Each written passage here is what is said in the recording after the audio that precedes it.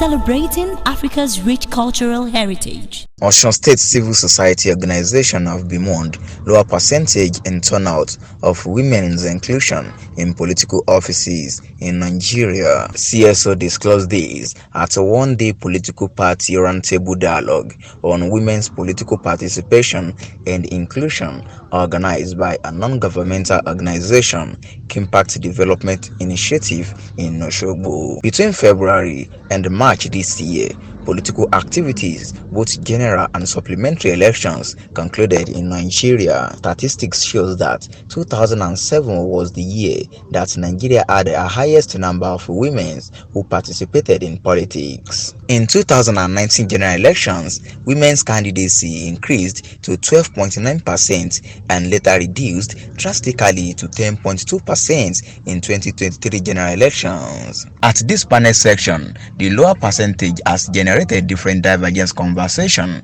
by the stakeholders and electoral umpires that needed to focus and provide solution-oriented as well as advocacy that will increase percentage of women in the next 2027 general elections. In his remarks, the Executive Director, Impact Development Initiative, Bukola Idogu, said the conversation is expected to address the challenges and provide sustainable development goals that will encourage women's equal participation and leadership in political and public life. There are women at the grassroots level. Now, if the women are not participating at the grassroots level, how come the politicians have the women to use at the grassroots level to campaign for them? You see during campaign, you see them in buses, even with Ashwebi. So what we are thinking is, look, let them participate beyond using them as a campaign material. The State Resident Electoral Commissioner, Mutiu Agboke, represented by the head of voter education, Adiremi Adewale, hinted that gender equality, lack of funding remain significant challenges facing women in politics.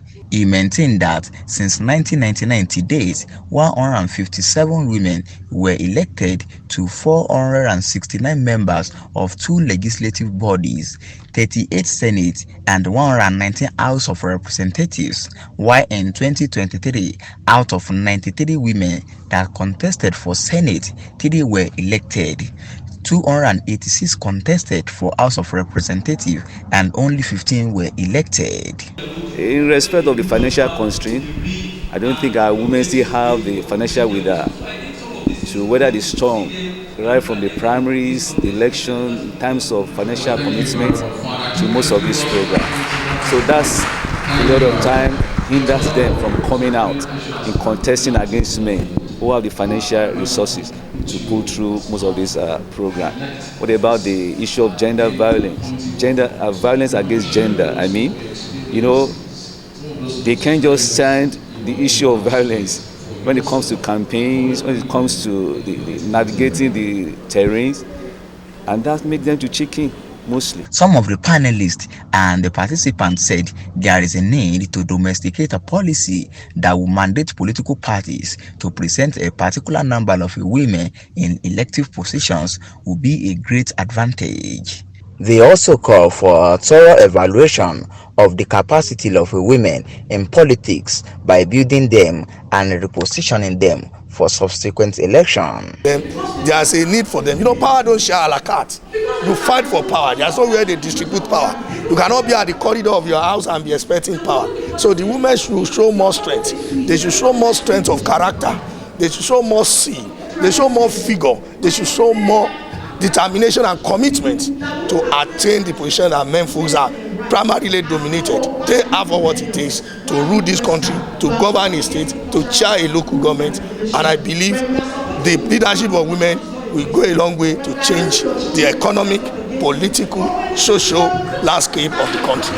We are advocating for the involvement of government and policymakers to make policies and put legal framework in place that will help women We should factor in all these constraints, and then we should create a solution. Maybe a compulsory affirmative actions or a legal framework that will request political parties to present female figures as their flag bearers, not just as voters, not just as dancers in campaigns, but people that are truly flag bearers will go into the house and make policies and decisions that will better affect the entire nation at large. For a woman to come out, you have to be confident. There are so many things you need to build. You have to build up yourself as a woman for you to come out that I want to perform in this kind of program. As a woman, you don't need to see yourself as if, I'm not even worthy to be in this place. As a woman, you have to see yourself that the spirit of I can do it, you have to have it as a woman. Opeyemi Akinyemi, Abntv News, Osun State, Nigeria.